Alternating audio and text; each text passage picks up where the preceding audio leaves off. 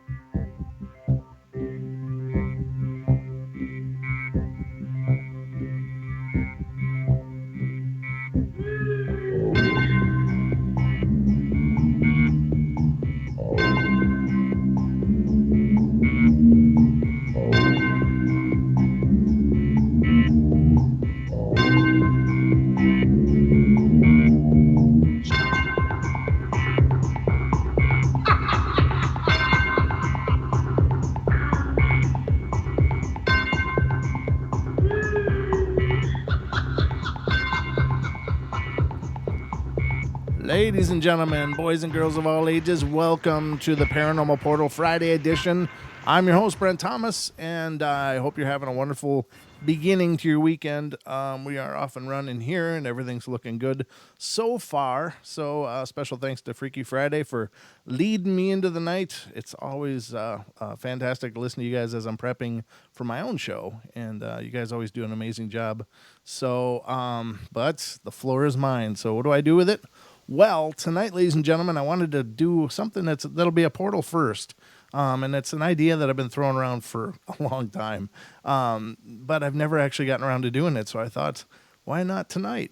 So that's what we're doing. We're doing a double header, ladies and gentlemen. In other words, we're going to split the 2 hours into 2 different topic areas just to, have a little variety, have a little subject matter. So the first hour we're going to dedicate to stories or accounts people have of benevolent hauntings, ghosts that maybe saved their lives or did something that was incredibly helpful and benevolent. So, we always hear about the terrifying kind of haunts, and granted, maybe most hauntings are terrifying for the people dealing with them, but there are also good hauntings, and then I thought it'd be kind of neat to discuss some of those tonight, and we'll just pull up a few encounters and see what we can find. But the second hour, then I want to deal with stories of reincarnation, where people are recalling their past lives, not through regression, but just by themselves. There's stories of children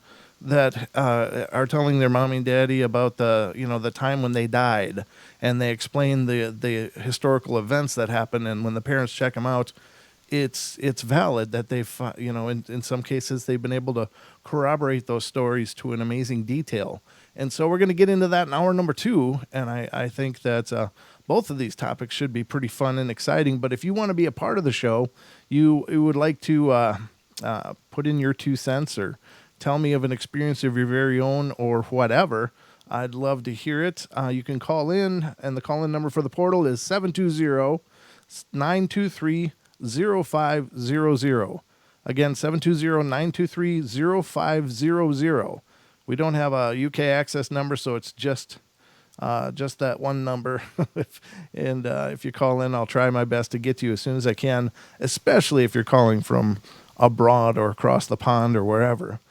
Excuse me, I'm still a little froggy, dealing with some kind of head cold sinusy thing. I'm not sure what the hell's going on, but it's a lot of fun. So, you take the cold medicine, and then you feel like you got like peanut butter smeared all over your mouth because it's so dry. But anyway, I'll do my best, and we'll continue the evening. But before we go any further, I just want to take a moment. I got to quit saying so much, huh? I just realized But we got a submission to be read on the show tonight, and tonight's this I don't know if it's an email as much as it is a lot of ideas and thoughts that were put together, and it's really cool. And it's from our own Julia, who's a mod on our YouTube channel, and she sent this to me just today and asked that I read it on the air. And we'll get to that right now if that's okay with you guys. Okay, so here's how it goes. Telepathy, the ultimate mind game. Do not try and bend the spoon. That's impossible. Instead, only try to realize the truth. So that's a quote she put in there from The Matrix. And she said, there are millions of counts of mothers being linked to their children. However, have they ever gone into an MRI machine with them and found evidence?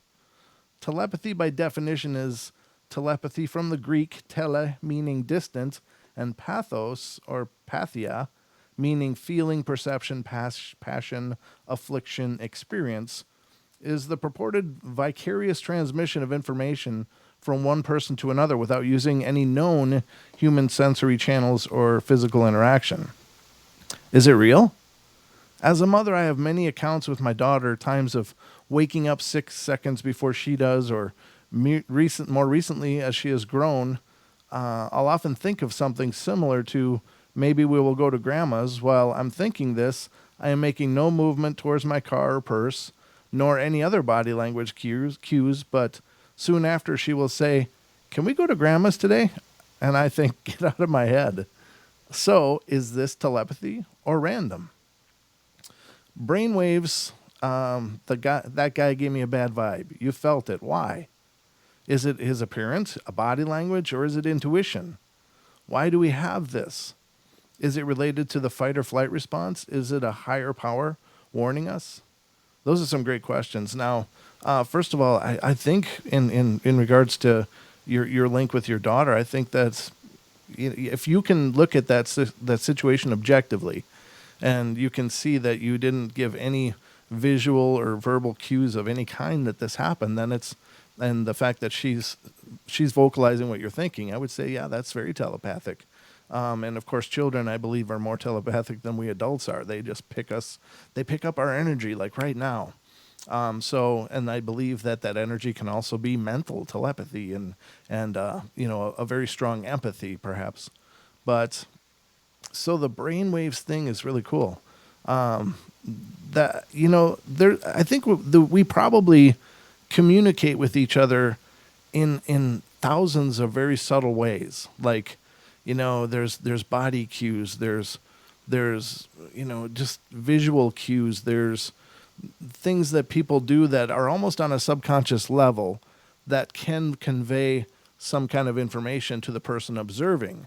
And it doesn't necessarily have to be telepathic or anything like psychic. It can sometimes be just something isn't making sense, that you're observing something you wouldn't normally observe, and boom, that gives you the red flags, and you may not even realize it on a conscious level. It may be your subconscious analyzing the situation and cueing you off. But I will tell you that I have had those experiences where I've walked into a room. I worked in corrections for years, and I walked into a room many times, but this one time in particular, I just walked in the door and boom, my hair all went up on end. I'm like, uh-oh, something's going on here. And then I start looking around, and then I did start seeing those cues, but I honestly can tell you that I got the premonition first. And then I looked around and saw physical things and posturing that definitely gave me the indication that there was indeed something going on. And it turned out there was a plot to assault a staff member, get the keys, and break out by a bunch of the people in the unit. And I sat tight, and we got through it. No incident, nothing happened. But it did finally come out that was the truth. It was, for me, it was just, I don't know. I just walked in, and suddenly it just hit me like a brick, like, uh-oh. So I do believe in that kind of stuff. So it might be that everybody has these, and I'm sure they do. Everybody probably knows these feelings of just being somewhere and boom, something just fires off, and it's like, wait, something's not right. And lo and behold, oftentimes it's not. So she continues here and says, ESP cards, a deck of 25 with symbols designed to measure evidence of telepathy. The issue I have with this is telepathy is being used wrong with these cards. You don't need a plug or line to travel through. You need others to use a sort of radio tower to bounce off of. Whales use telepathy from hundreds of miles away. They are also in pods of other whales and not often alone. Do they use other whales as a sort of boost to get that signal out there? When a mother-daughter relation happens telepathically, it's often within a close range to the child, or while the mother is at a store surrounded by other people. Another article brings up the emotion of love and telepathy, sending you good vibes. Are the villages and far off places that know no hate? Or what about monks? Is there a study on psychic links between monasteries where they are more telepathically active? Does this mean that to understand and fine point the towers of telepathy, you must first learn to love and have peace? Mothers often have this link to their child at the moment of calmness. Working on meditation can open the mind. And so this leads back to the question of, is telepathy real? My answer is yes, but it's not something you gain like a flying power, but instead you must use it like a muscle. I think you're absolutely right. That's very profound. Understand that I can't tell you what you are thinking, but if I form a relationship with you, it's a better ability. Perhaps the key is happiness and love. No, I think you're dead on. My mom tells me of a story that when I was just a baby in a playpen, and I was, I guess this was the 70s, so it's quite a long time ago, a different world kind of thing. But I was in my playpen, and she set it up out in the garage because it was cooler. It was a hot day. We didn't have air conditioning, so she set up my playpen out in the garage, and I wasn't walking. I was only a crawler kind of thing at this time. But she was inside the door around the corner sewing, but she would check on me. And she said that she was sitting there sewing when all of a sudden this wave of panic hit her. And she knew that she had to get to me like right now. She says she flew around the corner, ran into the garage, and there I was laying in my playpen, blue. Like I was, my skin was blue and I was suffocating. And she opened my mouth and found a Hot Wheel car in there and was able to drag it out of my throat. But she said that it was just one of those situations. She just, pow, it hit her like a brick. Now, is there any logical reason that she should know that? No. There's no way she could add any visual cues whatsoever. She wasn't even in the same area of the house. She was, obscured behind walls and in a different area. So how could she have known? But she did. And because she did, I'm alive here today doing the show. But it's a true story. Yeah, I don't know. I think these are things that everybody has. This is not something that's just gifted to a few lucky, contestants on on the psychic game show or something. It's like everybody has all of these abilities, but you're absolutely right. It's a muscle. It's the more that you work a muscle, the more it develops. And, through things like meditation, through things like, and you're very right about the stillness or the calm. I mean, you have to be in the right frame of mind to receive.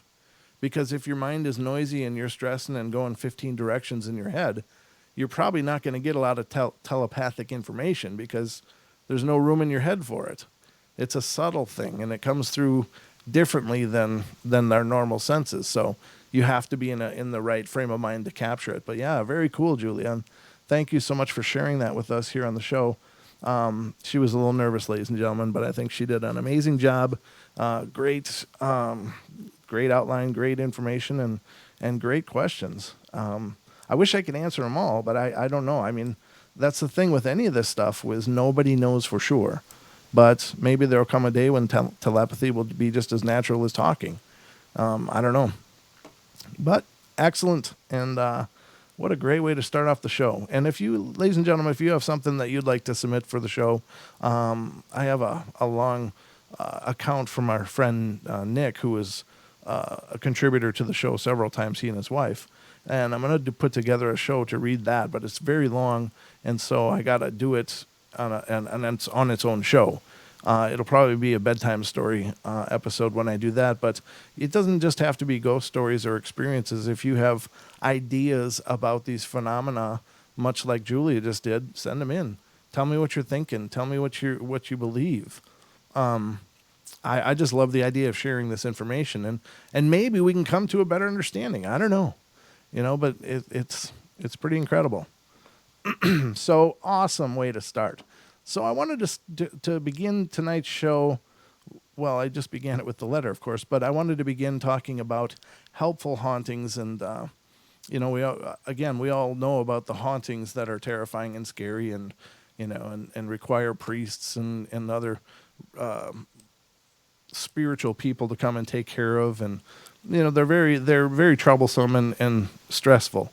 But there are good hauntings too, ladies and gentlemen. There are good things that can happen as a result of hauntings. And so I'm going to open up a few stories about that people are claiming are their encounters with helpful spirits, or that a spirit acted in such a way as to be helpful. Now, I have a few thoughts on this as well, but we'll get to that in a moment. So this first one that I'm going to read you is, it actually comes from Australia. And it said, when I was about 4 years old, my nan was looking after me, and her house was a really nice one, except for downstairs. Downstairs made you feel terrible. There was definitely something there. My mom, me, and my aunt all felt a presence and felt as though we were being watched. Being 4 years old, I was very wary of going down there. So this day I was riding around upstairs on my little plastic bike, and Nan insisted on staying away from the stairs. That insisted on him staying away from the stairs while on that bike. The stairs were extremely steep, and my mind is a blank from the time where I was riding around until I somehow found myself facing the stairs. I remember looking down at the stairs and thinking, how did I get here? Then I felt myself being pushed, and there I was, hurtling down the stairs on this plastic bike. Based on the laws of physics, the bike should have tumbled over, throwing me off face first, yet somehow I remained balanced. Though thinking back, it seems impossible how I could have done so. Not only this, with the speed I was going down the stairs, I should have been thrown straight through the glass window, which is only about a meter from the bottom of the stair. As I reached the bottom, I felt my bike and me stop dead, as though someone had caught me. So it seems as though someone made me go down the stairs, pushed me down there, where I easily could have been killed, but then I was also stabilized and saved from breaking my neck while hurtling down the stairs, and then caught at the bottom and stopped from flying through a thick glass window. Perhaps there were two people there, one trying to hurt me and one trying to save me. I don't know, but what do you think? And the person also says, also found out that after Nan had moved, that two owners of the house had previously died. So, not that that's necessary for a haunting, but, it definitely explains some things sometimes. That's really profound, and it sounds like almost a yin-yang type of haunting, where there's the jerk and then there's the good guy, or good woman, whatever it is. But, I don't know. Those children's toys, little bikes like that, are not balanced in any way. They're usually very forward heavy. That's, my little one Elijah used to ride when he was a little guy, used to ride on this little scooty thing. And if he was just leaning a little bit forward, it would tap something and he'd go face first. And it's like, oh, man. So they're definitely not built for performance. And so staying balanced while going down the stairs just doesn't seem probable. But again, I wasn't there. All we have, of course, is this person's experience and their ideas about it. So pretty cool, though. This one's coming out of the UK, and it says, I can't remember at exactly what age I was when this happened, but at a rough guess, I was between 10 and 12. My parents had bought a dog, Dasha, in 1984, and he became my best friend. I'd take him for a walk before I went to school and couldn't wait to finish my lessons to run and play about with him. Before other houses were constructed in the area, there were, and still are, plenty of playing fields, which were once mining ground. When I was 8 years old, I actually injured myself bad when playing in the old coal dumps, but this didn't put me off using the area as my playground. One summer evening, I'd finished running about with Dasha and was making my way home, and it wasn't too far away. In fact, you could see the back of my house from the fields, but couldn't gain access to the rear cul-de-sac from the main road. To get back home, I'd have to cross what was the main road, before the bypass was built to get to a side street that led to the street my parents' first house is situated. There weren't too many people about this particular warm evening, but it wasn't too quiet. Plenty of cars were traveling along the main road, and the odd person was bending to their garden, or tending to their garden, rather. I walked a few yards along the road until I stopped on the grass opposite the side of the road and waited for the traffic to clear so I could cross. Sorry.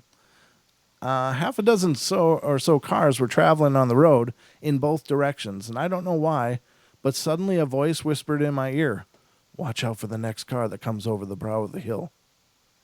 I was completely stunned. No one stood on the pavement next to me, and I instinctively knew this voice was a message. At such a young age, brow wasn't a word I'd used for a dip in the road, and there was plenty of other cars using the road, so why I'd be warned about a car that had yet to appear, I'll never know.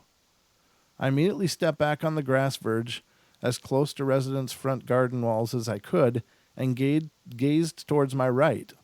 A brief gap in the traffic, and I watched and waited, and the car I'd been warned about appeared. I kept Dash on a tight leash close to me, hoping he'd protect me, but I didn't take my eyes off the car for a second, hoping it would pass me by without incident, but it didn't. The middle-aged male driver saw me and slowed down. His glare was strange and made me nervous. My heart raced and my legs trembled. Could this ghostly voice be right?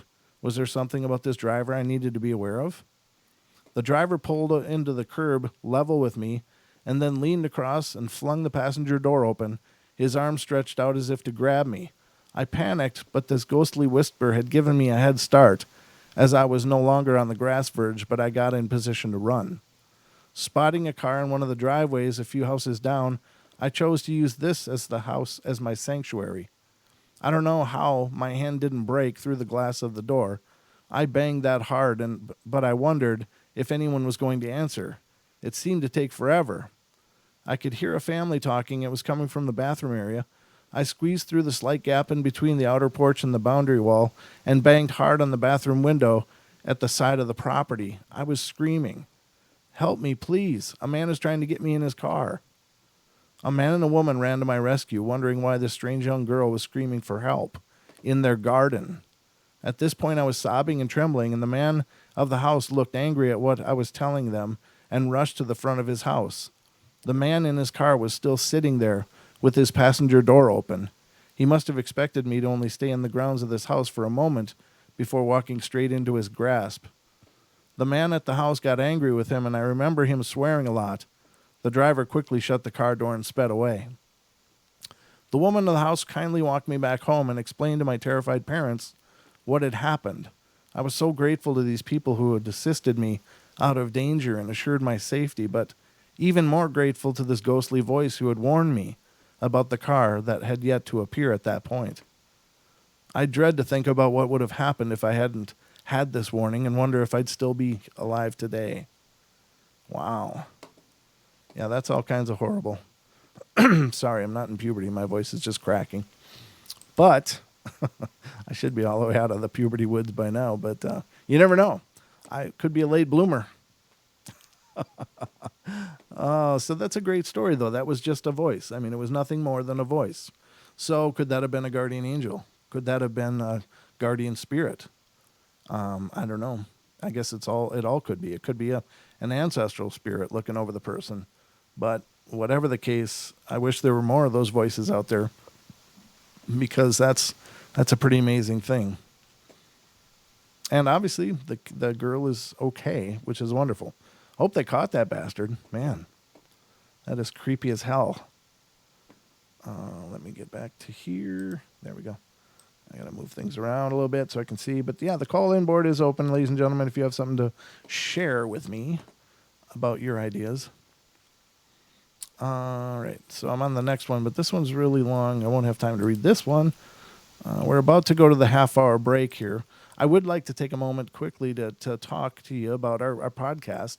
If you're not aware of our podcast, ladies and gentlemen, we, thanks to Revolver Podcast, are now a podcast as well. So there are 3 podcasts released every week, Monday, Wednesday, and Friday. And it's the Paranormal Portal. You can find it anywhere you find podcasts.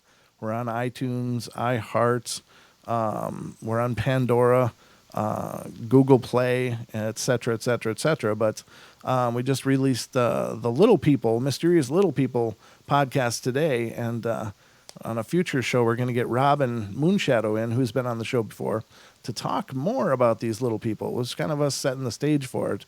But it's been a great experience. We've had a lot of wonderful feedback from people, and a lot of people are loving the show, and they're finding the show because of it. So definitely check it out if you would, please. It would certainly appreciate it, and it would certainly help to establish the portal on the podcast universe as well. So, but that is coming up, or that released today. So, we've got about, what is it? This is week number 5 we just finished. So we've got 5 weeks, and again, they're released Monday, Wednesday, and Friday. So Monday are usually spirits and ghosts. Tuesdays are usually UFO and related phenomena, and Fridays are usually Bigfoot and Sasquatch and cryptids and Dogman, etc. So it's Monday, Wednesday, and Friday. Every week they're released. So if you find the podcast out there and you subscribe to it using the platform that you've chosen, they should be delivered to you automatically, which is really cool. So there's no hassle at all. But we're going to continue getting into these helpful ghosts, these ghosts that are saving people's lives. These maybe they are guardian angels. Maybe all of them are. I don't know. But whatever the case is, it's really great that they're out there. And it's kind of refreshing to hear some positive haunting stuff for a change. Because doing the show, we hear all the dark stuff, but it's really cool to hear some really positive light stuff as well. So I hope you guys are enjoying it, but we are going to go to our first break, ladies and gentlemen. We'll be back for the next half hour. And then hour number 2, we're going to be crawling into the past life experience and hear some great stories of people who recall past lives and have met their past family members. Don't go away, everybody.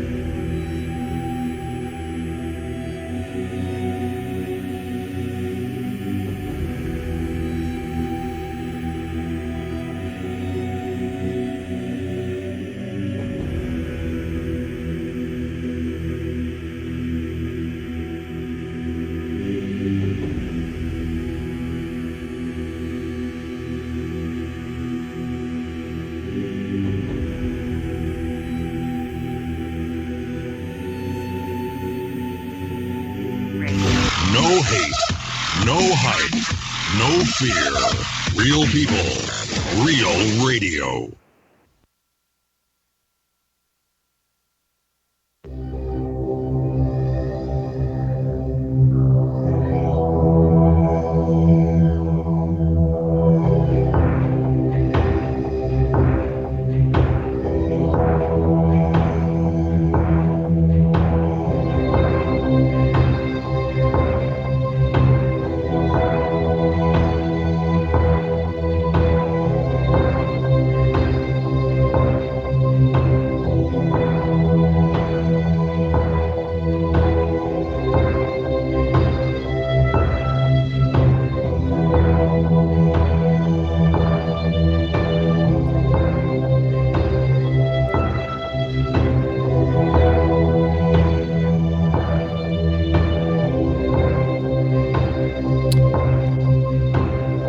All right, ladies and gentlemen, welcome to the half hour number 2 out of 4 for tonight here on the Paranormal Portal. I'm your host, Brent Thomas, and I hope you're enjoying the journey so far. Just to give a few shout outs in TFR, we got TFR Wookie, Chris Steiner, Daryl Bowles, Timid Settler, Joe Joseph, and Jolly Stranger. And someone just came in. I don't know. Let me see. Jolly Stranger's got 2 of them now. There's 2 Jolly Strangers in TFR.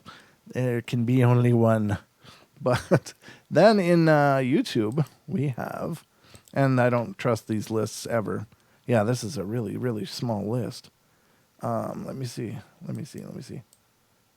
Yeah, there should be a lot more names than this. But we have Julia, Deb, Gemini, Lewis, Mini Musings, Nellie. I'm in there. Rand Electric's in there. Rivers is in there. But I know there's more names than that have been chatting. Maybe not. William Bennett's in there. I'm going through the list manually now. Aussie Tiger Rock Fam is in there. Duck Sauce. Yeah, I don't know why their lists are so pathetic. But Virginia is in there. I think that's as far as I'm going to scroll anyway. There's a lot of chat to go through. But if I missed your name, I'm sorry. But I just wanted to say thank you all for being here, those of you that are here. So, let's see what's going on with more of these stories. Tonight we are doing a double header here on the Paranormal Portal. Half of the show is about helpful hauntings. Maybe spirits saved somebody or did something to benefit or protect the people that they haunt. or maybe they didn't know they were being haunted. But the other one is the other hour. Next after that is going to be past lives. And this is a really fascinating subject. But I'm looking forward to discussing that with you guys and sharing some of the things that I've found because I think it's very profound. So let's get back into it here on the portal and see what else we can dig up. All right, so this one is coming out of California.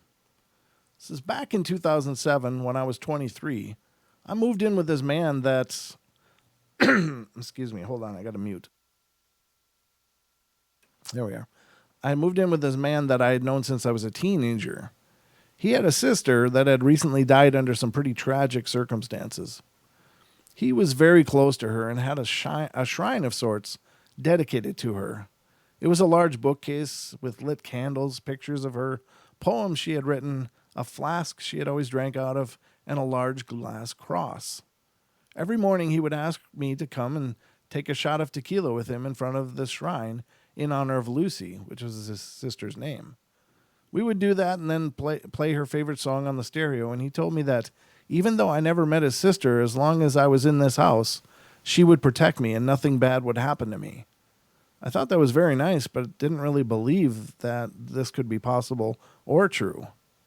One night while my friend was at work and I was doing the dishes, my phone rang, and it was an ex-boyfriend of mine who is a very violent man that was trying to get back into my life, and he was also an acquaintance of the guy I was living with and had been to the house many times before I had lived there. He said that he was in the neighborhood and wanted to come see me. I said I didn't want to let anyone in the house while my friend wasn't there and to wait until he came home from work at about 7 in the morning. Very stupid. Now he knew how long I would be alone. I locked all the doors and went towards my roommate's door to go lock his bedroom windows, but just as I reached for the doorknob, it turned. My ex-boyfriend came out of the room. he had crawled in from an open window. Wow, what a creepy bastard. Twisted, twisted, twisted. He chased me into the living room and pushed me onto the couch, which was right by the shrine of roommate's sister, and he pulled out a hunting knife and told me to get undressed, and I started to cry and begged him not to do this. He told me to shut up and not to make him mad. And as he was on top of me, I was staring at the bookcase with Lucy's shrine, and all of a sudden the bookcase started shaking violently. And no, it was not an earthquake, as if it was going to fall over, and then all of the candles blew out, and the glass flew, not fell, off the top shelf and hit him in the back. He turned around and looked at the shrine, and then the stereo came on and was blasting. He got up and ran out of the house and hasn't bothered me since. I couldn't believe it. I know Lucy saved me that night. Shortly after that, I moved back in with my parents. The graveyard where Lucy is buried is down the street from where I live now, and I visit every so often to say hi and thank you. Wow. Oy, oy, oy. Thank God. That's just one of those things, you know. I first of all, I don't understand how people can get so absolutely freaking twisted up to do such horribly stupid things and hurtful and damaging for, you know, it's just like, how do you get to that place? I know what it's like to be angry, but you know, it's one thing to have anger, and it's another thing to, you know, go and try to just brutalize someone. I mean, why? I just don't understand. It's just so tragic. Ugh. I guess it's a good thing I don't understand. Yeah. All right, so that one I think is a really cool story, and yeah, I guess, you know, if the obviously the roommate knew his sister was always going to be around, and maybe by virtue of just saying that, sorry for my voice, maybe by virtue of saying that, he made it so. In other words, that he by his constantly saying that Lucy will protect anyone in this house, perhaps she heard him and has responded as such. But I hope it doesn't mean that Lucy is somehow earthbound. That would be sad and not good. But good thing she showed up then. All right, so this one's coming out of India, and I haven't really read this one before, but I know that sometimes stories from India and other countries can be really tough to read because they sometimes use references to things that we just have no idea about, or at least I don't. And so sometimes I'm reading these stories and I'm not sure what the hell's going on because I don't understand the colloquialisms they use. So, but let's see. Sorry. I am Bandana. Okay, his name is Bandana. The incident which I will be narrating happened to my father in 1978, where my father was 28 years old and was working in the State Bank of India. Now we stay in Cuttack, which is our hometown in Odisha.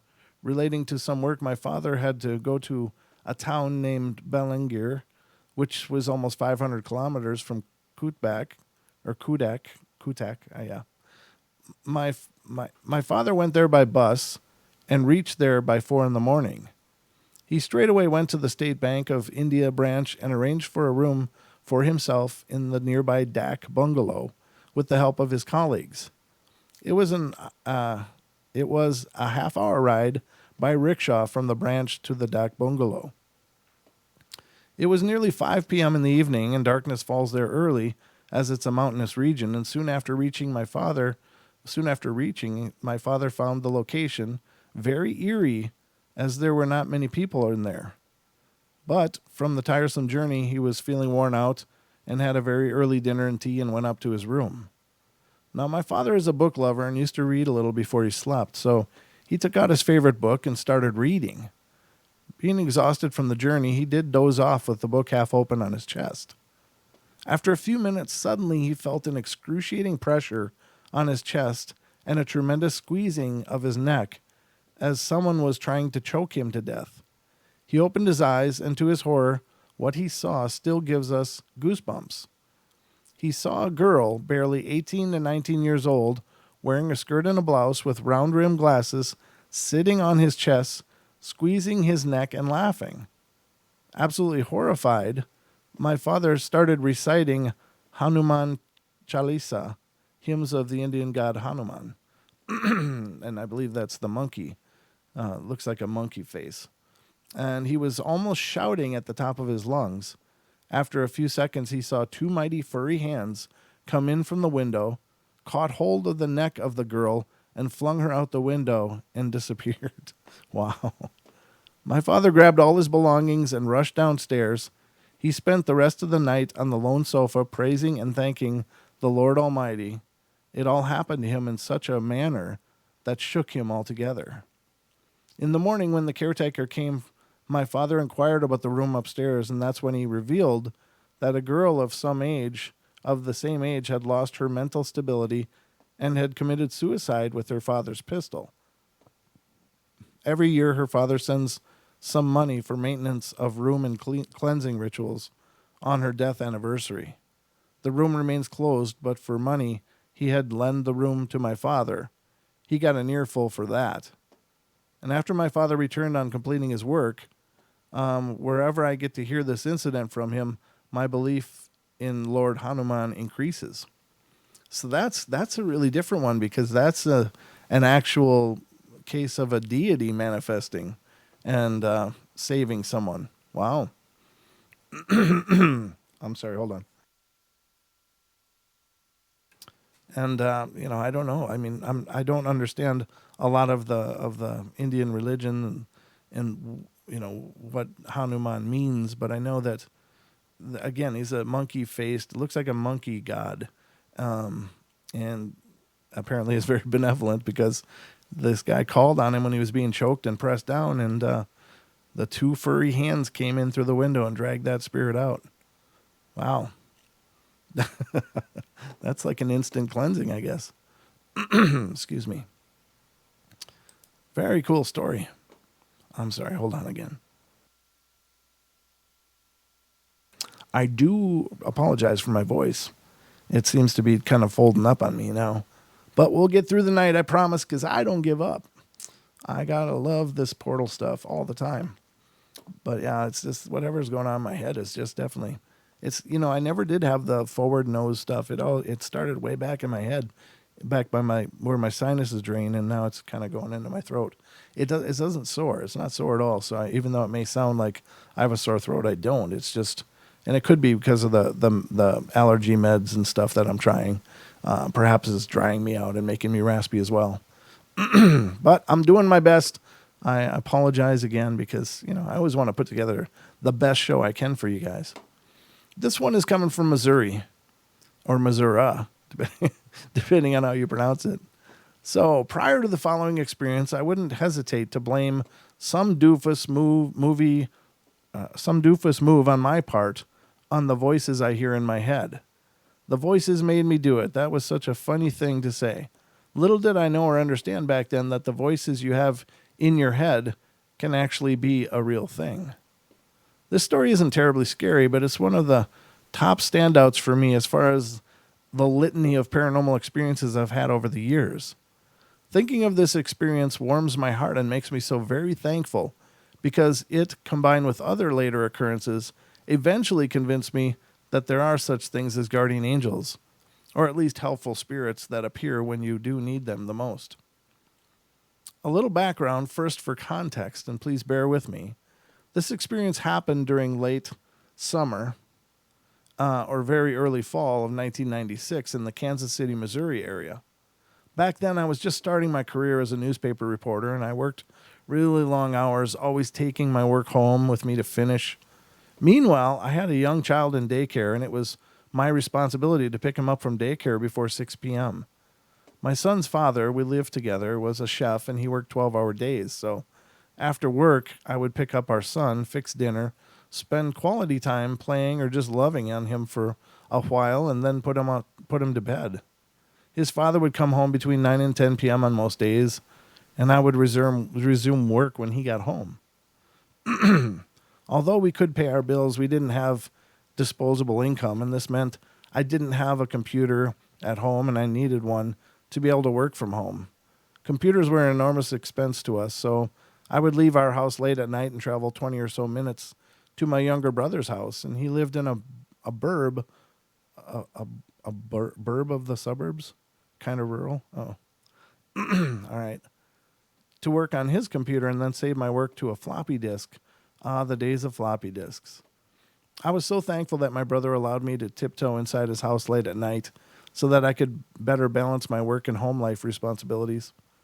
On this particular evening, I finished my work at around 1 a.m. and jumped into my ancient Honda Accord to head home. I was alert but tired. I turned down the main road from my brother's house and noticed that the night was filled with fog. It was a little unnerved. I was a little unnerved as it was in the wee hours of the morning, dark and foggy, and I was the only one on the road in the middle of a semi-nowhere. Beautiful area, but sparse back then. I fumbled through radio stations looking for something to distract me and landed on a public radio station. A Native American song was on, and I enjoyed the rhythm of the music. The song was primarily steady drum beats with long-spoken chanting, perfect for dark, foggy nights. I noticed that the night sky would break through the fog every now and then, and I could see a bit of moonlight hit the two-lane road. This isn't terribly relevant, just one of those things that make you thankful that I can enjoy such beauty. And I was thinking of this beauty and enjoying the rhythmic chanting when out of nowhere I heard voices say, "Slow down." Those words were clear as day, which sent chills up and down my spine and made the hair on my arms stand up. It was in a calm tone, but sounded like more than one person saying it at the same time. And though I knew I was alone in my car, I still looked over the passenger seat as if somebody was sitting there. No, it was empty. Looking in the back seat, empty too, and feeling a bit crazy, I told myself that I'm just simply hearing things that aren't there. Or perhaps it was the wind. Nope, no wind. And no regular conversations happening on the radio either. I looked at my speedometer to check my speed. Not too bad. Almost 55 miles per hour in a 45 mile per hour zone. I don't need to slow down, I thought. No one's on the road at this hour, and it's a straight shot, minus a few minor hills. To the highway home, I'm fine, sort of. I was feeling a little scared. I really thought I heard a group of people speak to me, but no one was in the car with me, so I decided I must be making stuff up in my head, and had better get home to bed soon. Just as I started to relax back into my drive home, I heard it again. Slow down. This time it was louder and more pronounced, with a pause in between slow and down. I definitely heard more than one voice in there. The tone of this message sort of sounded like a parent giving you that second warning. You know, the one that happens before all hell breaks loose? Oh, sweet Jesus. The chills were busy dancing on my spine again. This time I turned my radio off, silence. Not only was I feeling scared, disembodies weren't something I was used to at this time, but I was also getting frustrated. I tend to get a little feisty when I don't have immediate answers. Who wants me to slow down? Why? What's going on? Am I crazy? I must be crazy because no one's in the car here with me. I took a couple of deep breaths as I struggled to understand the who, what, why, where, and when, and I felt like I was having an out-of-body experience. I didn't have much time to ponder this further. Slow down now, they yelled at me. No mistaking this. I was hearing voices, and they were attached to some very upset people that I couldn't see. I quickly slammed on my brakes, and it was one of those moments where you just throw caution to the wind, give in to your situation, and go with it. It no longer mattered if I was absolutely losing my mind. I was too scared to do anything else. And just as my car stopped, a herd of deer appeared, running from the side of the road to the other, right in front of me, inches from my car. One after the other, and there were bucks in this herd donning those beautiful but deadly antlers. And when I thought the last one had crossed the road, I began to lift my foot off the brake and heard, "Wait." So I waited, and a few more deer crossed the road. I waited a little longer and heard, "Okay." I gently pressed the gas pedal and headed home slowly. As I drove home, I was in shock and awe. I have somewhat of an analytical mind, so I tried to rationalize this situation as I drove home and for days afterward. In time, I came to understand that these voices simply came from the heavens, or from some dimension that I couldn't see, and saved my life. We're not alone here after all. I also said thank you many times to whomever had yelled at me. I thanked them for not giving up when I was too stubborn to listen. Pretty much the story of my life for many, many years. Frankly, I wasn't sure who to thank at the time. I struggled with God back then, quite upset with God and anything remotely related to religion at the time. We all have our issues, eh? So I just kept saying thanks to the open air in my car. At the end of the day, I decided that it didn't matter that I couldn't explain what happened. I was just so thankful that it did happen. And although I believe it highly probable, I can't say for sure my 2-year-old son would have lost his mother had I hit those beautiful creatures.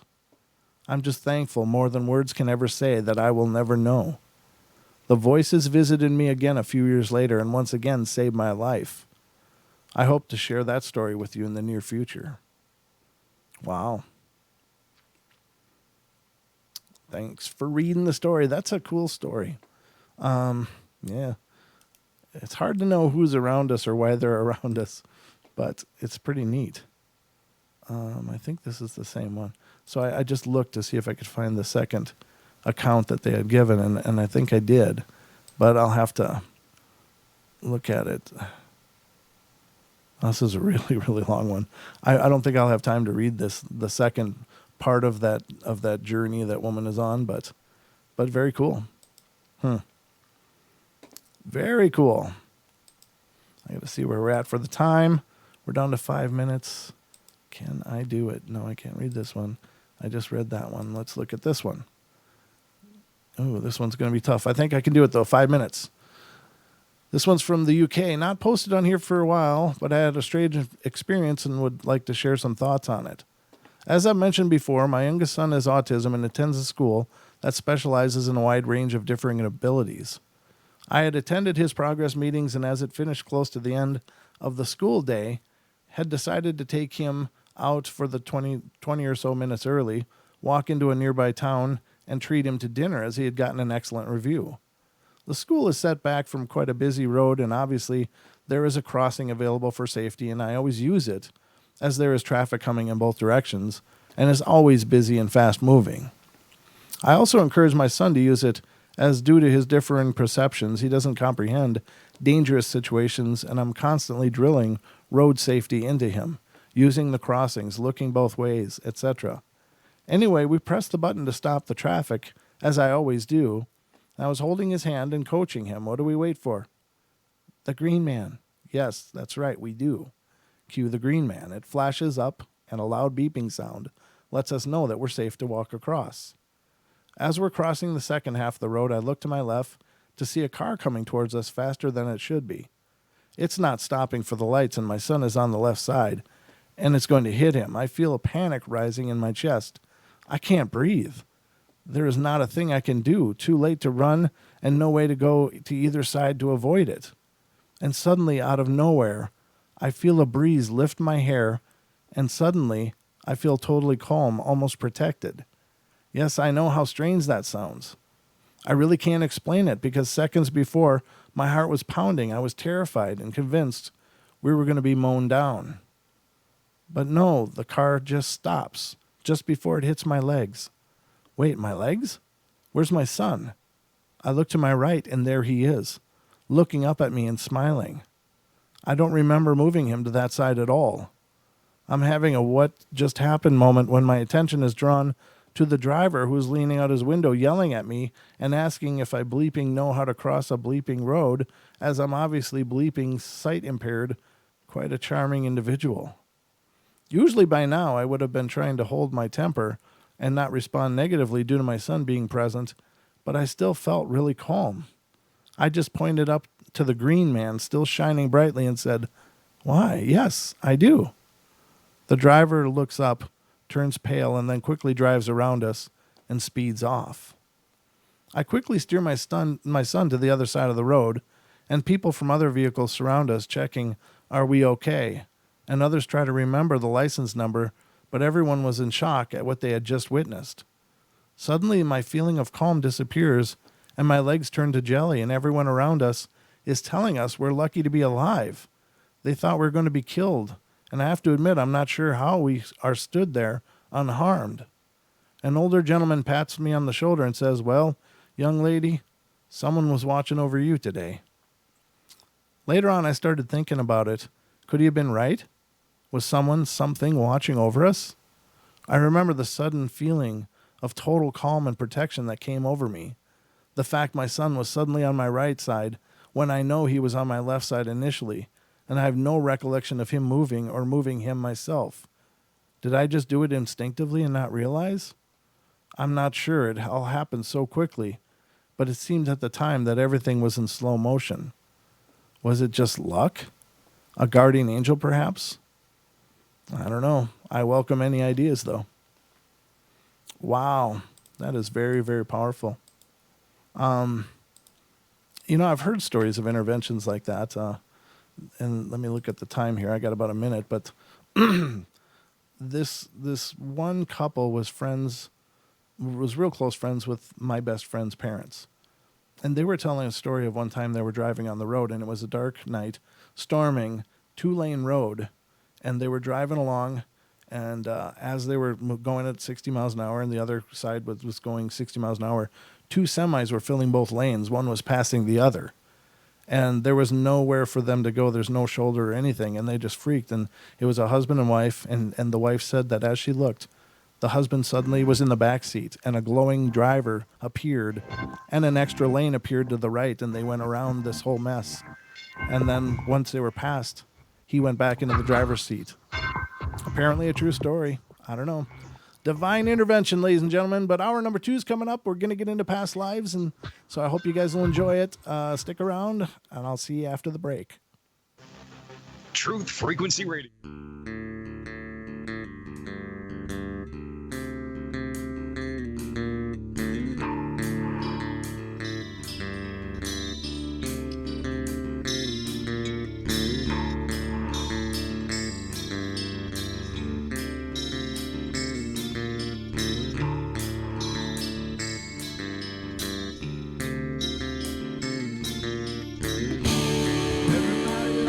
Play their games. Everybody loves to place their bets.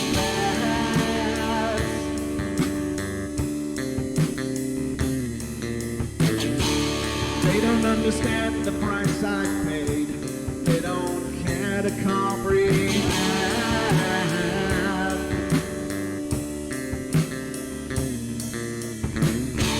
Trace their lines upon my body, dripping scars across my heart.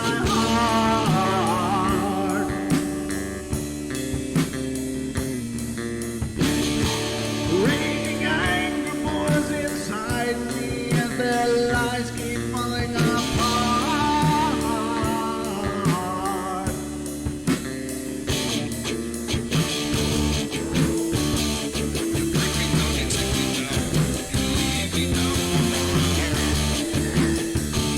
When I'm not told yet, when I'm not told yet, when I'm not told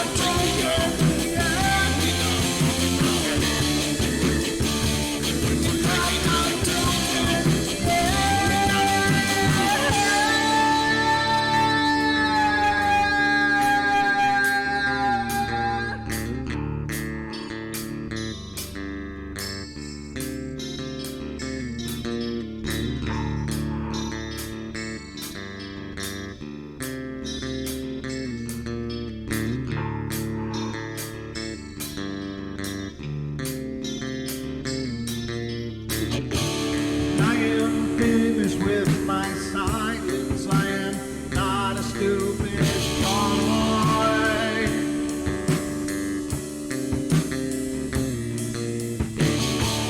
No more breaking me with kindness. Just you dance upon my joy.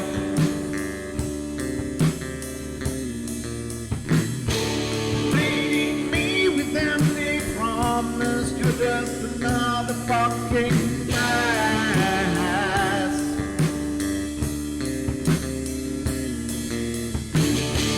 Taking off the slice of my sanity. Just make sure that you're well fed.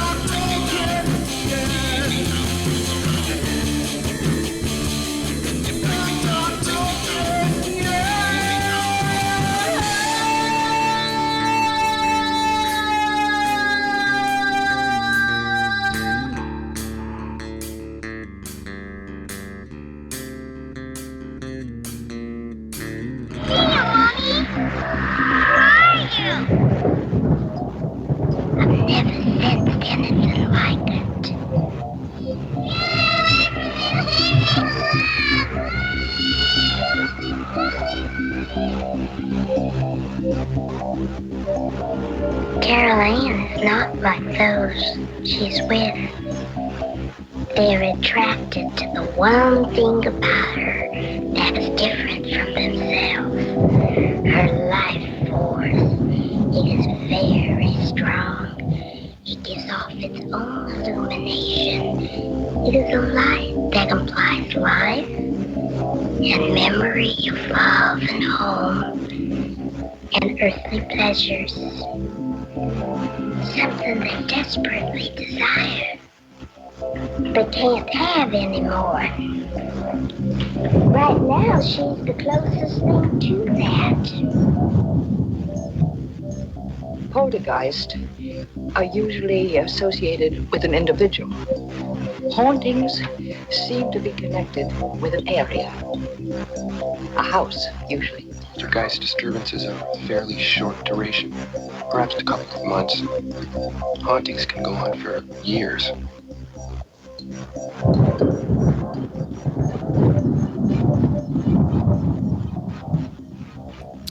Yes, they can for years and years and years. Welcome, ladies and gentlemen, to hour number 2 of our show tonight.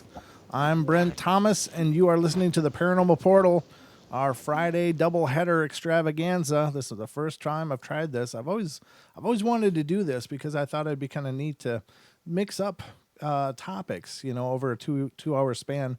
And the reason, thank you, Jim, and I said great stories. I appreciate that. I can't take any credit for them. I just find them, but thank you. I just thought they definitely represented what I wanted to make the first part of the show about. Now, I just like this mixing of ideas, and I think it just offers more variety rather than trying to stick with one topic and keep everybody interested for 2 hours. It's easier to cover a couple topics, and maybe there'll be some shows where we'll do many topics, but I guess that's more like the Mayhem episodes. The Mayhem episodes are generally a lot of different topics that Don and I are just digging up and discussing and talking about. So again, ladies and gentlemen, the phone lines are open. If you remember a past life of your own, definitely call in and let us know. It's 720-923-0500, and that is the topic for our second hour tonight, ladies and gentlemen, is past lives. Now, I definitely am a believer in reincarnation. I really believe that, not that it's important whether you do or not. I mean, it really doesn't probably matter. But, I just think that I guess I believe that probably what our lives are all about is about, learning and growing and developing. And I think, although when you're young, a lifetime seems like a really long time, when you get older, you realize how short life is. You start looking at the whole span of it, and you realize, God, there's just so much more that I feel that I should know and should get to before the journey is over.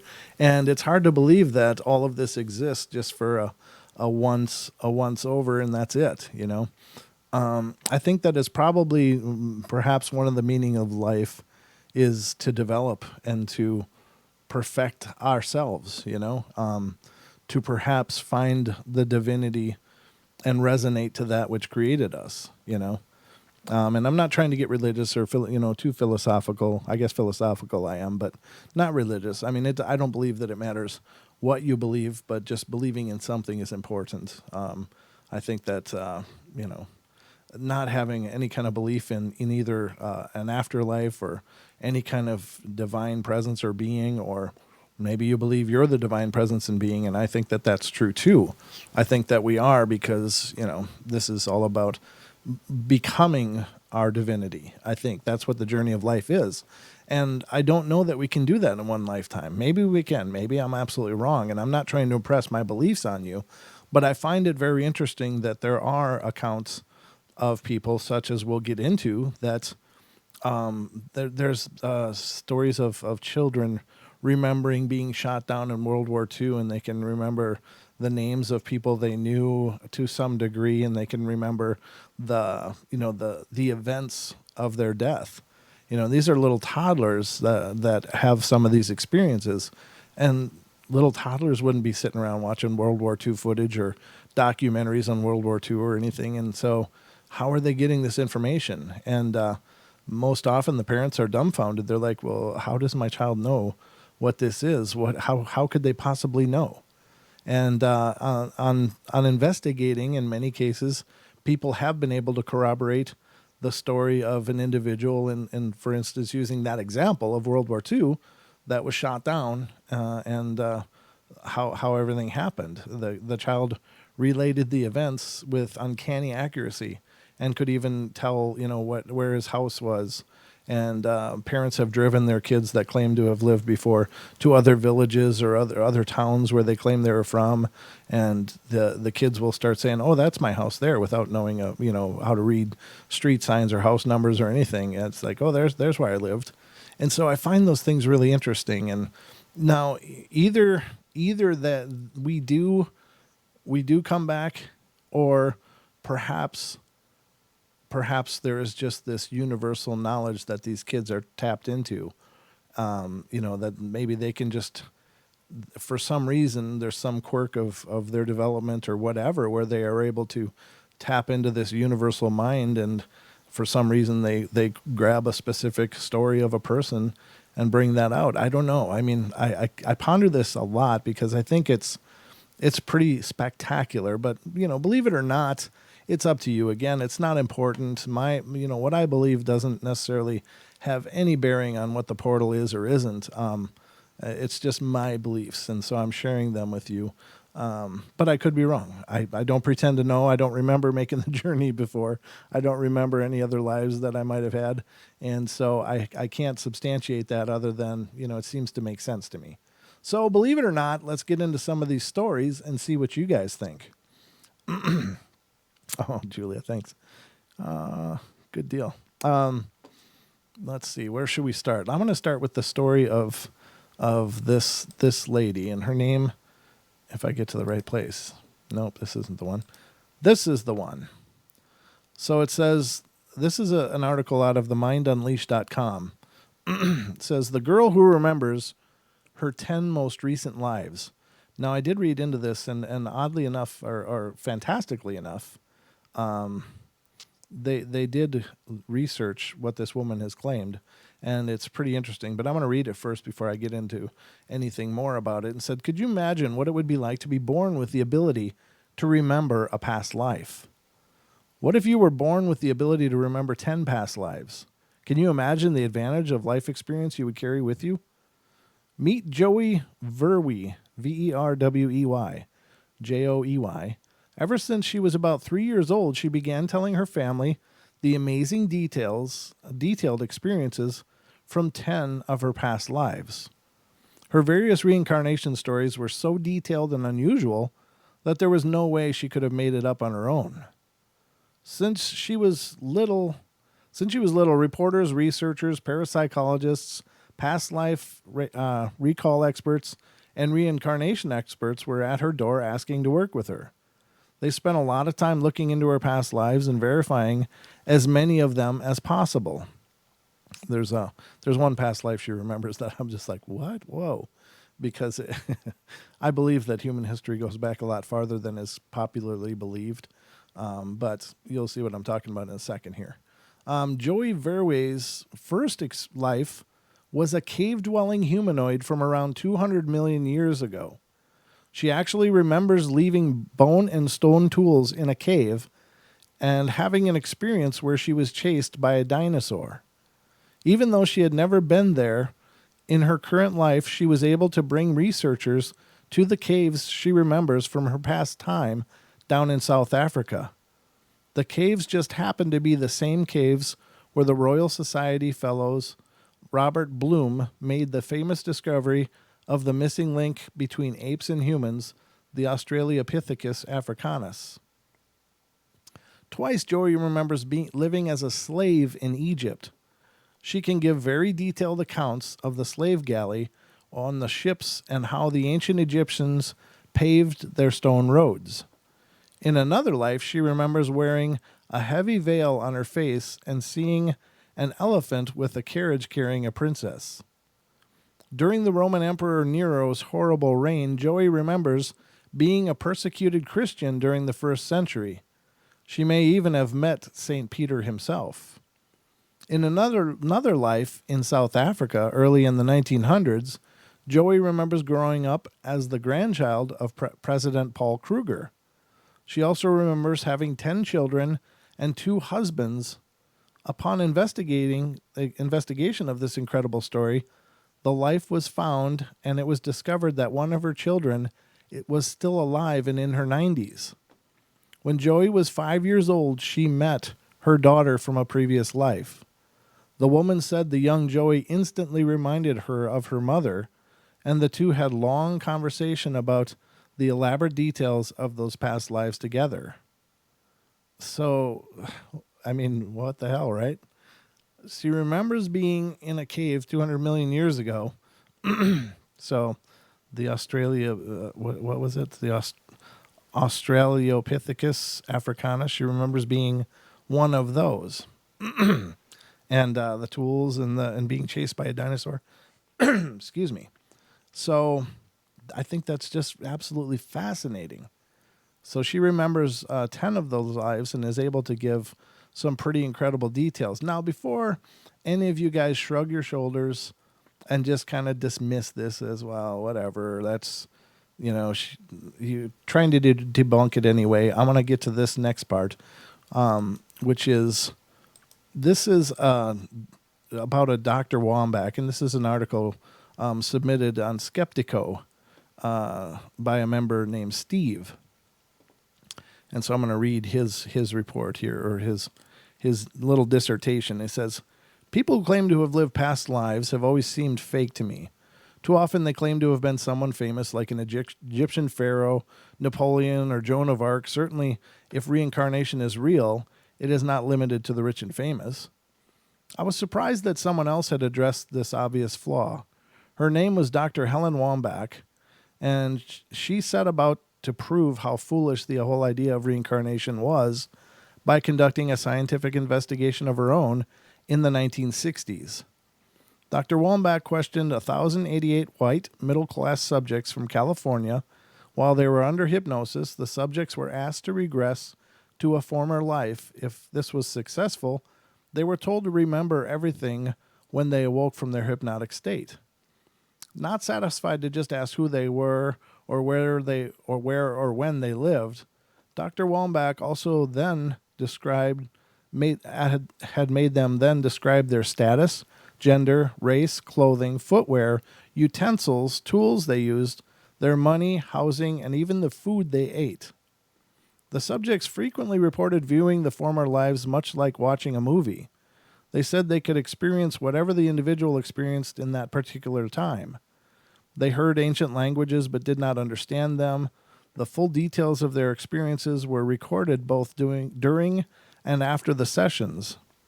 Never before had past life inquiries been that specific or involved such a large population. The result of her 10 years of research surprised everyone. The detailed reports were thoroughly investigated to see if they corresponded with historical facts. In all but 11 cases, less than 1%, the descriptions were totally accurate. Some of the results were as follows. 50.6% of the past lives reported were male, and 49.4% were female. And this is exactly in accordance with biological fact. The reported class or status was exactly the same proportion to the estimates of historians in the specific period of the former life. In general, this was approximately 10% upper class, 20 to 35% from the middle class, and the remaining 55 to 70% from the lower class. Although the proportion of middle class was higher around 1000 BC, the proportion later dropped and increased again after 1700 AD. The recall by subjects of clothing, footwear, type of food, and utensils used was better than that in popular history books. She found over and over again that her subjects knew better than most historians, and when she went to obscure experts, her subjects were invariably correct. A subject who lived around 1000 BC in Egypt described different types of clothing worn by the upper and lower classes. The upper classes wore either a half-length or full-length white cotton robe. The lower classes wore something like an exotic-looking type of pants that was wrapped downwards from the waist. The researchers viewed historical records of clothing worn during that respective periods and could therefore compare it to the description of these subjects. Their descriptions were found to be correct. I figured Diane would be calling in. I'll get to you in a second, Diane. I'm going to get through this article first. Between 60 and 77% of the ancient population lived at or below the poverty level, and there were homemade clothes and lived in simple, even primitive abodes. The majority were farmers who labored every day in the fields. None of the hypnotized individuals recalled being a famous or historical figure. Those who recalled a high social position seemed highly dissatisfied with their lives, as if it was a burden to be alive. Those who recalled being a farmer or a member of a primitive tribe appeared to be the more content. Their recollections were from different geographic areas and races during their prior life. Dr. Wambach divided them into several categories: Caucasian, Asian, Indian, Black, and Middle Eastern descent. Around 2000 BC, only 20% of the subjects reported that they were Caucasian. They lived widely dispersed throughout what is now known as the Middle East, the Mediterranean, Europe, and Central Asia, Kazakhstan, Uzbekistan, etc., called the Central Steppe during the historical times. 5 subjects stated that they had lived in Central Asia between 1000 and 2000 BC. And they recalled living in tents, which is common to the migrating population of that region. Amazingly, they found themselves to have white skin color and yellow or golden hair. And at first, this didn't appear to be historically accurate, as Asian people should have black hair and darker skin. However, recent discoveries of mummified corpses along the ancient spice route have shown that there were indeed light-skinned and blonde-haired people. Eating habits of people who lived around 500 BC were not that bad. 20% of the subjects recalled that they ate poultry and sheep meat. However, between AD 25 to AD 1200, people's eating habits were rather poor. The subjects recalled that the food was tasteless. One young man said, "I will never badmouth McDonald's food again." And it's not surprising that those who recalled the best-tasting food were those who remembered a prior life in China.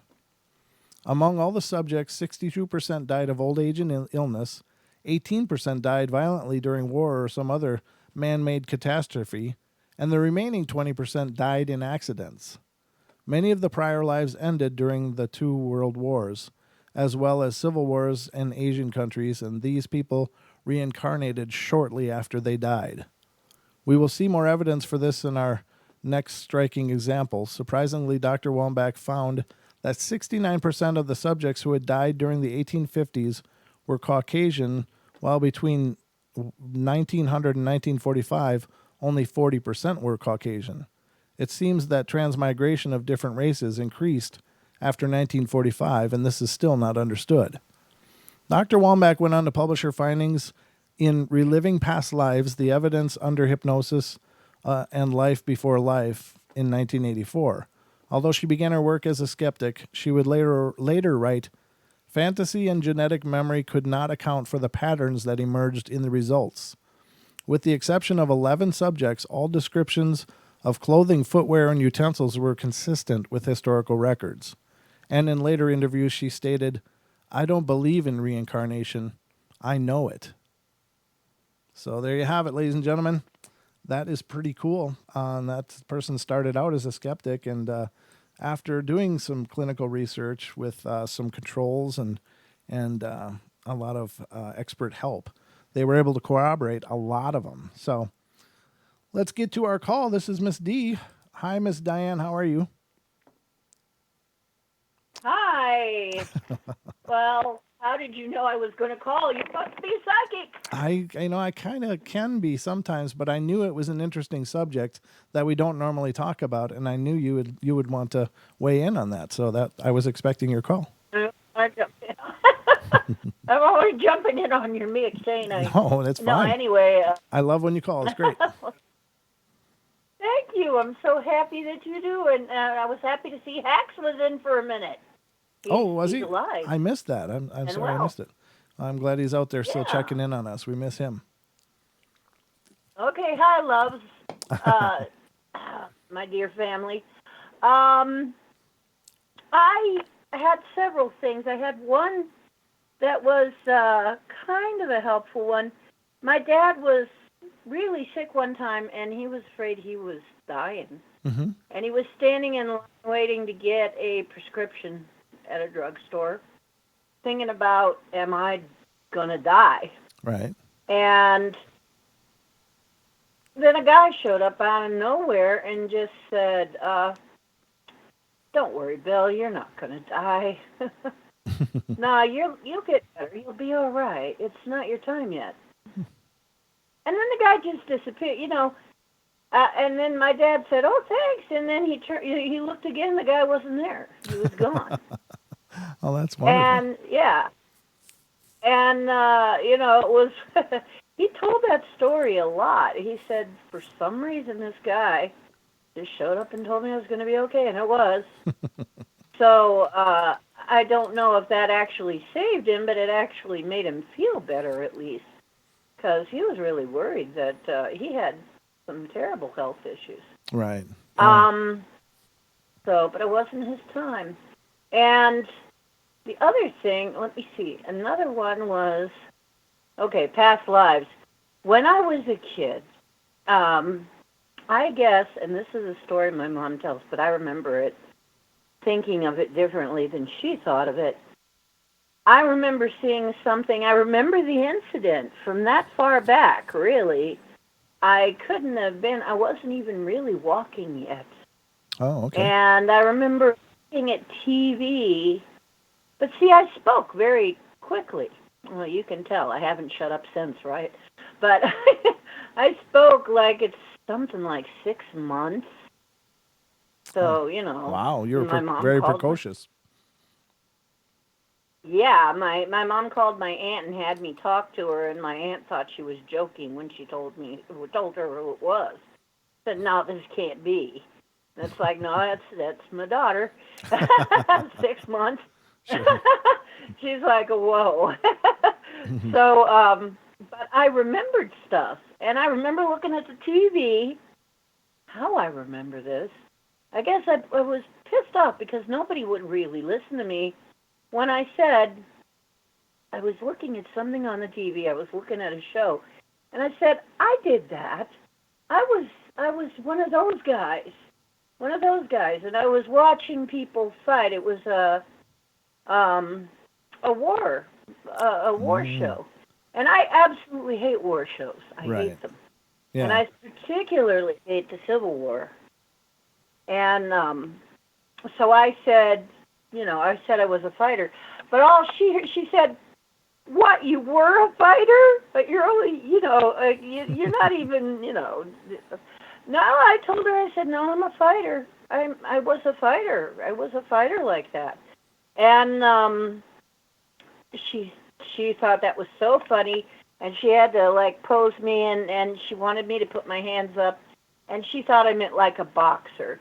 So there's a picture of me somewhere naked, except for a diaper, with a curl in my hair, and holding my hands up like I'm going to box somebody. But I don't know where that picture ever went to, but maybe Mom will find it and bring it to me someday. Aw. But so I can not show it to anybody else. No, it was. So I looked at that. I remember seeing the picture and going, "God, I was very young. I wasn't even walking." Wow. But see, the thing is, nobody was really paying attention to what I was really saying. I was saying, "No, a fighter like on the TV there, like what we're watching." Oh. But they didn't get that. But somehow I remembered that, and it made a strong impression on me. I remember it to this day. Yeah, that's pretty Um, cool. The other one was when I had, this was when I'd started my shaman's path, when I had returned from death. Uh-huh. A soul piece came back, but it was a really weird one. I had several of them. Now, guys, I know how this sounds, and I'm kind of weird. Well, there's a reason. I have not always been human. As a matter Oh, of fact, I guess pretty often I'm not a sure. human necessarily. So fairly often I don't come in as a human. Um, and I guess that is entirely possible. Well, I mean, my cat told me he'd been a guy and then he wanted to be a cat and then he wanted to be a guy again. I guess you do get a choice. But, and there's probably all kinds of reasons why you would want to do that or not do that. But Sure. in this instance, I had one lifetime that I swear I'm still, it must be some kind of, I'm actually a tall, sort of purpley blue person, Okay, and hold we that look a thought. lot Hold like hold that thought, D. We're gonna go the to Indian break. god. We're gonna go to break, D. We'll be right back, but hey, hang on the line and we'll come back Okay. to you. All right, we'll be right back, everybody, Okay. for the last half hour of our show. We'll be right back.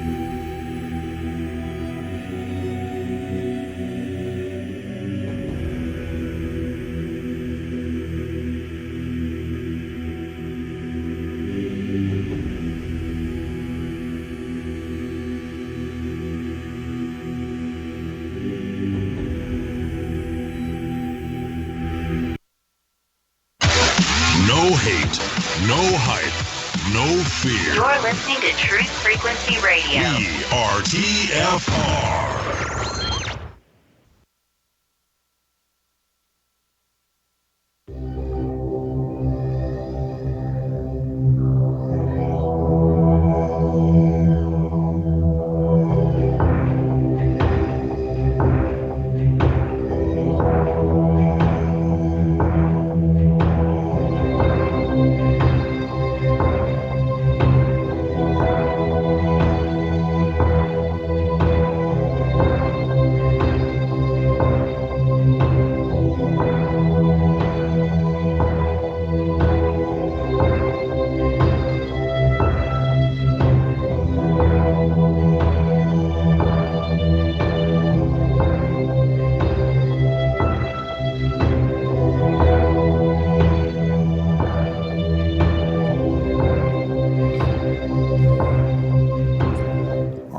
right, ladies and gentlemen, we are back at it here on the Paranormal Portal. I'm your host, Brent Thomas, and we are cruising through the night. This is our last half hour, and we're discussing past lives and people remembering them and some of the amazing stories of what they recall and how detailed and incredible they are. But I first of all, I want to say, everybody out there, if you would please send our good friend Ken your prayers for his dog Ivy. She's real sick.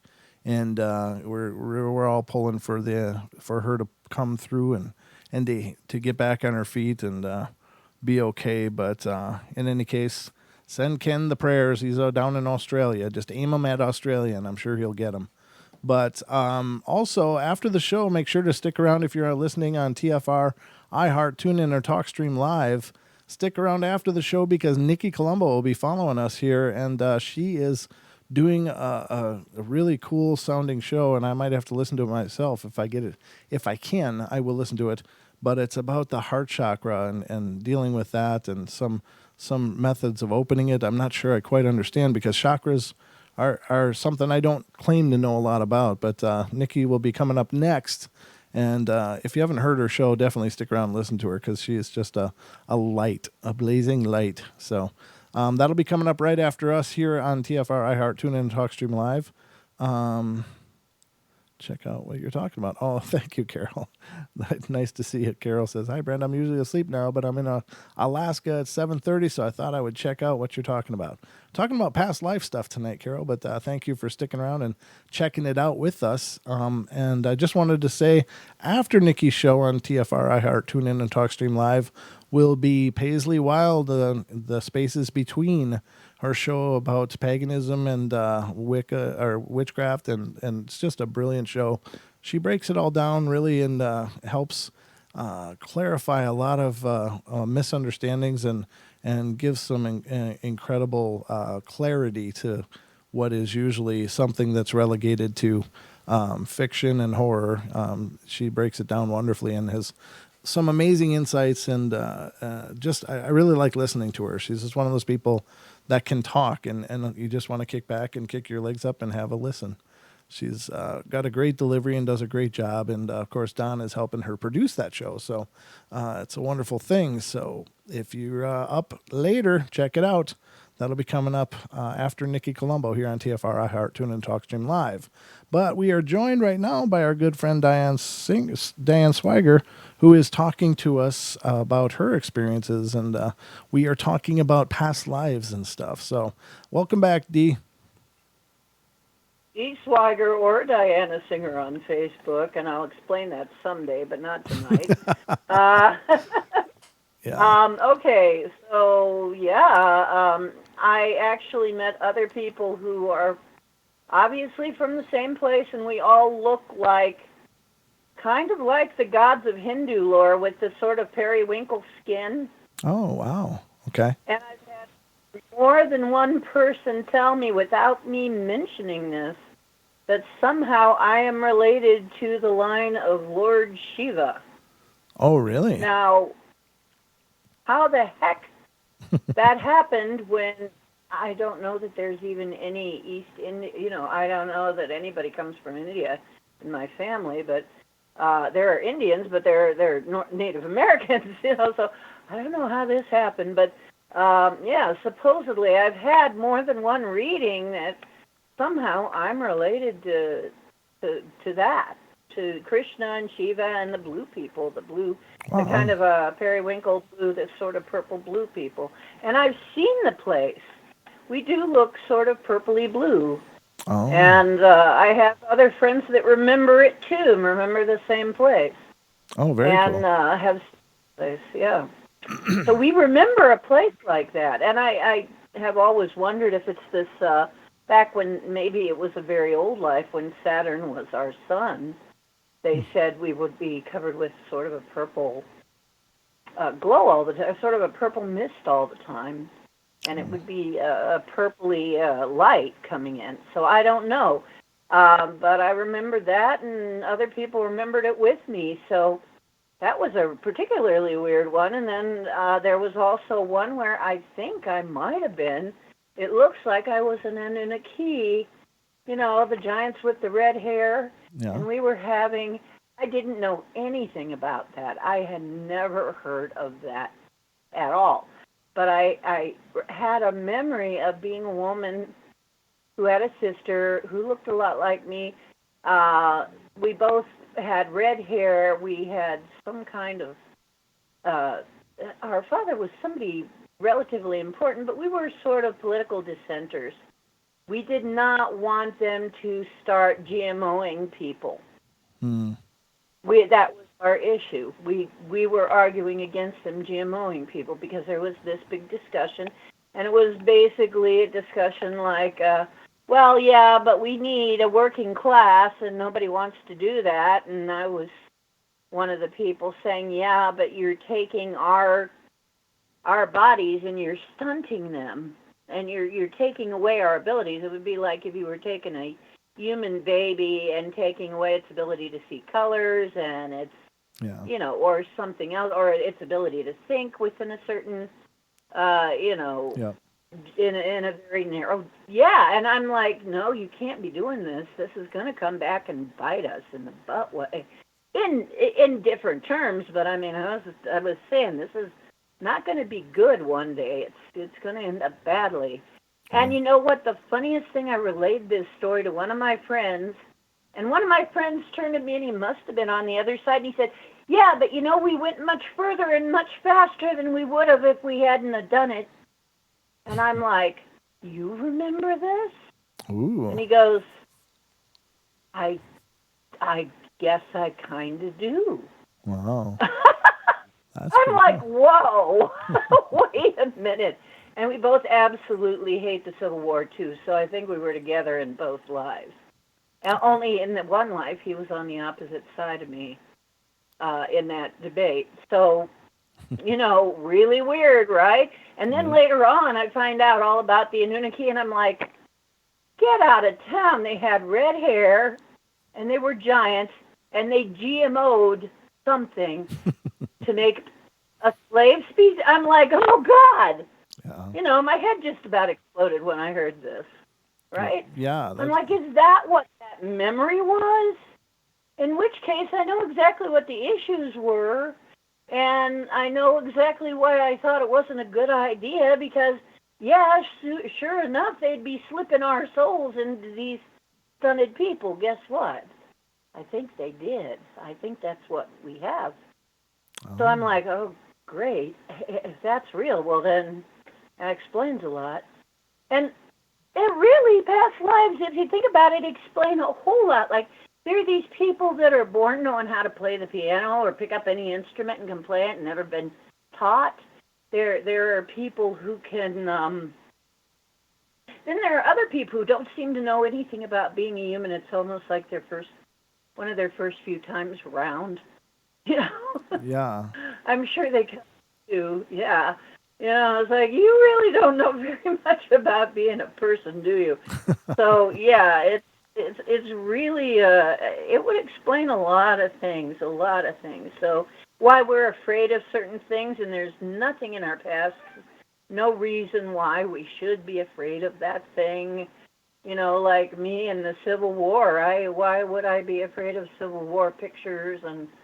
And then it turned out that the same person who also hates the Civil War, who's a friend of mine who was in the possible Anunnaki life, he has a friend of his found a picture of a Civil War general, and I forget the guy's name, that looks exactly like him. He said, I looked at this picture, it was like I was looking in a mirror. It was really weird.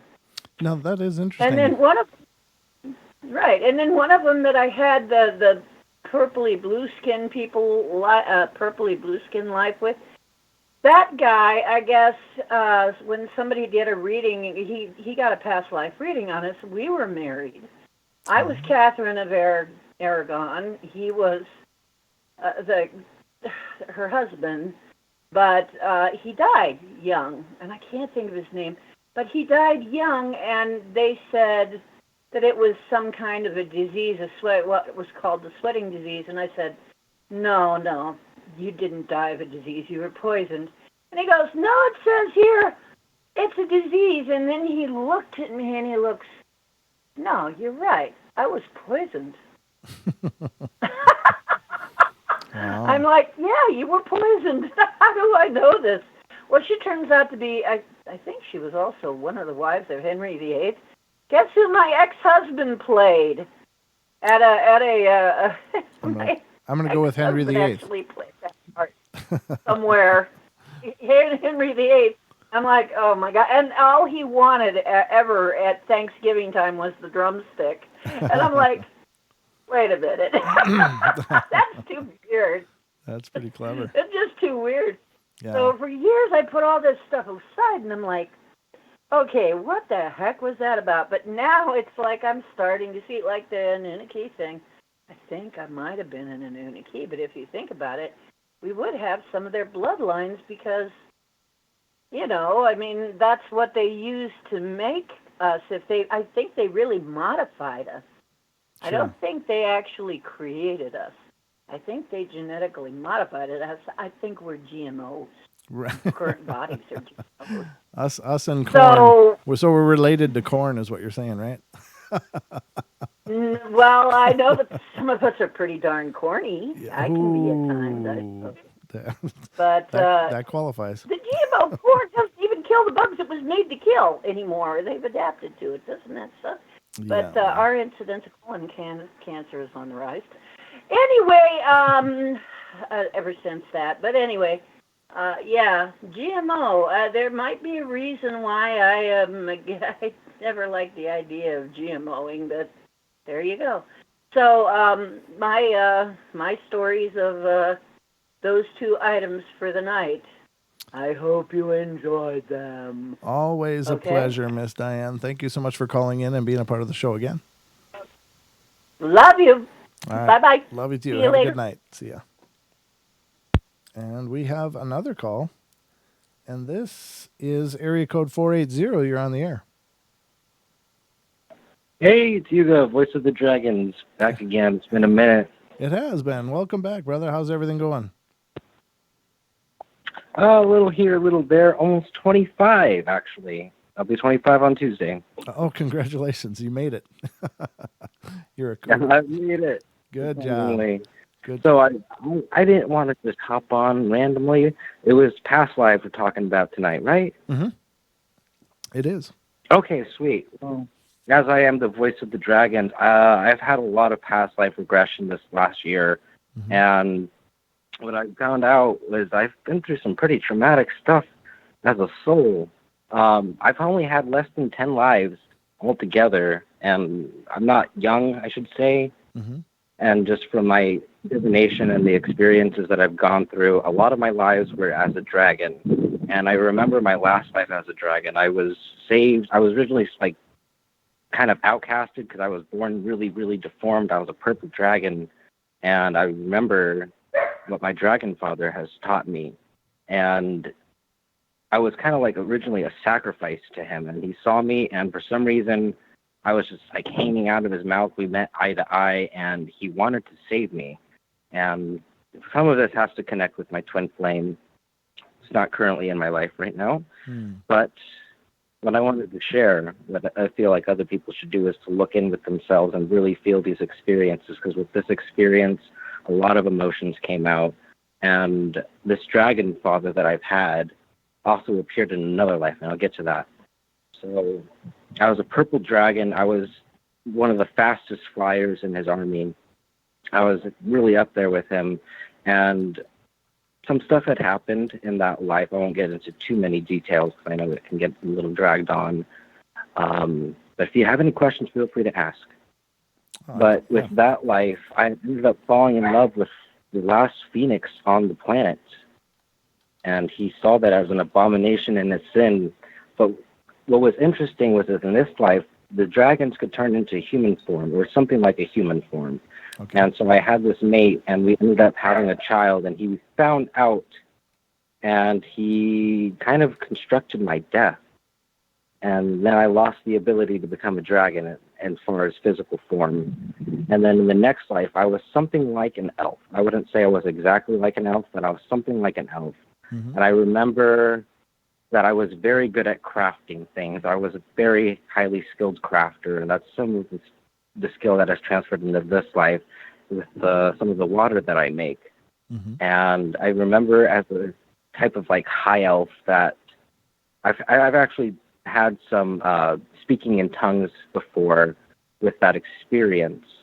And I remember this idea that I had, and it was trying to unite a kingdom together with these gifts that I could give and create. And my dragon father ended up being in that life too. And what was interesting was he was under a curse, and I was trying to save him with this plan that I had. And it was really interesting to go through the transgression of my soul regression and to understand who I was and why a lot of the themes in my life had been reoccurring. Oh, okay. And what I had found out very, very recently over the last summer was that as I was cursed from my plan not being fulfilled, that I was banished from existence for quite a long time, and then that's where we're at now, this life. So I was born cursed, and it doesn't sound as bad as it is, but it explains a lot of what happened in my life, and it's just something I wanted to share with you guys real quick for the night. Wow, that's really intense. I appreciate you doing that. I mean, that's is, the thing is I think that most people have the idea that if we're reincarnated, it has to be in this plane of existence. It has to be in this dimension, and of course, there's infinite dimensions out there, and perhaps a lot of us are skipping back and forth through different realities, and so that's really interesting. I think that's wonderful, and I thank you for sharing. Yeah, and then I just wanted to touch on that last part with the dragon, my dragon father. I actually got to see my dragon father in this life. Oh, cool. Physically in form. I wasn't there any hallucinations or anything like that. That's why I'm the voice of the dragons, because I believe I was chosen by a dragon. And he didn't realize this at first when he first made contact with me. And as he and I have been working together and doing dragon divination and draconic magic together, these were memories that were unlocked within me as he has been blessing me. And to find these out and to have confirmation, meeting my twin flame. What was interesting was the last life I was talking about where I was like a high elf. A former fragment of myself reached out to me as a child and told me that if I followed this path and if I followed my dreams, I would be able to find someone in my dreams. And then I ended up finding this girl after 17 years of dreaming about her. Wow. So it's a pretty crazy life I've had in this life as it is. That's not fantastic. so magical as being a dragon or being an elf, I should say. Sure. But there's a lot out there for people to explore within themselves, and I definitely highly encourage other people to look within themselves, take the time, and really try to get to know yourself. Yeah, amen. I think we all need to do more of that personally, but I appreciate it, brother. Thank you so much for calling in. It's really good to hear from you again. Yeah, really good to be back on the show. All right. I'll go ahead and end it there. Okay. Have some time for anyone, unless you guys have questions. For questions. All right, brother. Well, I will talk to you soon then. Have a All great right, night. see you another time. See you in the chat. All right, take care. That's cool. Oh, ladies and gentlemen, I got to give a correction. Nikki Colombo, who's coming on next, her show tonight is about planetary grids and the 8th chakra opening, known as the Crystal Heart. So that's a clarification. I misunderstood, and I am now informed. So definitely stick around and check it out. That'll be coming up next on TFR, iHeart, TuneIn, and TalkStream Live. So I got a quick. Let's see. This is an article that goes over 6 kids, 6 extraordinary cases of kids who remember their past lives. So let's get to this. And I'm not going to read all of the dialogue, but this is coming from the collective-evolution.com. So Sam Taylor is one child that was studied and was written about. Born 18 months after his paternal grandfather died, he first began recalling details of his past life when he was just over a year old. When he was 1.5 years old, he looked up at his father, was changing his diaper, and he said, When I was your age, I used to change your diapers. He began talking more about having been his grandfather. He eventually told details of the grandfather's life that his parents felt certain he could not have learned through normal means, such as the fact that his grandfather's sister had been murdered and that his grandmother had used a food processor to make milkshakes for his grandfather every day at the end of his life. So that's one of them. The next one is a boy named Ryan from the Midwest. It said Brian's story began when he was 4 years old. When he was experiencing frequent horrible nightmares once he turned 5, he made an announcement to his mother. He told her, "I used to be somebody else." He'd often talk about going home to Hollywood and would beg his mother to take him there. He told her detailed stories of meeting stars like Rita Hayworth and dancing in Broadway productions and working for an agency where people would frequently change their names. He even remembered the name of the street he used to live on, and the word had the word rock in it. Ryan's mother, Cindy, said that his stories were so detailed and they were so extensive that it just wasn't like a child could have made it up. Cindy decided to check out some books in Hollywood from her local library, thinking maybe something inside would catch her son's attention, and it did. Cindy said that once she found the picture below of the man Ryan claims to have been in his past life, everything changed. They decided to seek Tucker's help, which is the person who, this is the doctor that's working on these cases. They started to research. After only approximately 2 weeks, a Hollywood film archivist was able to confirm the identity of the man in the photos. The picture was taken from a film titled Night After Night, and the man's name was Marty Martin, who had been a movie extra and then later became a powerful Hollywood agent before passing away in 1954. Marty had in fact danced on Broadway, worked at an agency where stage names were often created for clients, traveled overseas to Paris, and lived at 825 North Roxbury Drive in Beverly Hills. These were all details that Ryan was able to communicate to Tucker before they learned the identity of who he was described. For example, Ryan knew that the address had rocks in it, and Ryan was also able to recall how many children Martin had and how many times he was married. More remarkable still is the fact that Ryan knew Martin had 2 sisters, but Martin's own daughter did not. Ryan also remembers an African-American maid Marty and his wife employed several, and they were just a few of 55 incredible facts that Ryan can remember from his previous life as Marty Martin. Though, as he ages, he remembers his memories become increasingly dim. Excuse me. I got to keep an eye on the time here. I think I can read maybe 1 or 2 more. All right. And so the next one is Chennai Chamalangawang. Chumalaiwang. I'm sorry, I don't know how to pronounce that. Chennai is a boy from Thailand who, when he was 3 years old, began saying that he had been a teacher named Bua Kai and had been shot and killed as he rode his bike to school. He pleaded and begged to be taken to Bua Kai's parents, who he felt were his own parents, and he knew the village where they lived and eventually convinced his grandmother to take him there. According to the research, so I'm so sorry. Ugh. His grandmother reported that after they got off the bus, Chennai led her to a house where an older couple lived. Chennai appeared to recognize the couple, who were the parents of Bua Kai Launak, a teacher who had been shot and killed on his way to school 5 years before Chennai was born.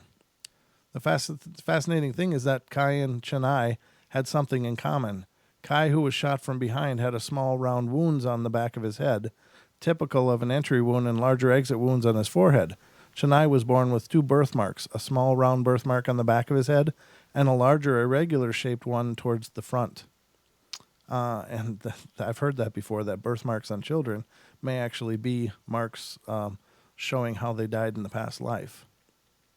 My little boy Elijah has 1 mark just right in the lower left of his rib cage, and I don't know if he has never talked about a past life though, so I don't think he remembers if that is the case.